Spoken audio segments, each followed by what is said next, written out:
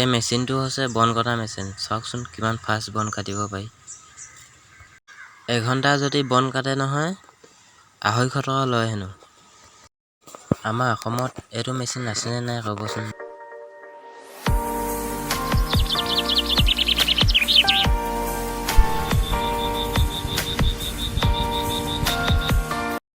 বাৰীখন বহুত ডাঙৰ হয়। কালিও বন কাটিছে, আজিও বন কাটিছে।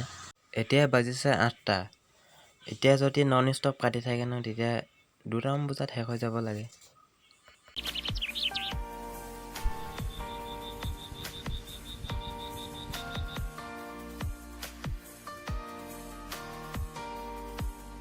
অকল তামোল গছ আৰু নাৰিকল গছ, কলগছ 2 এজোপা আছে মাজে মাজে।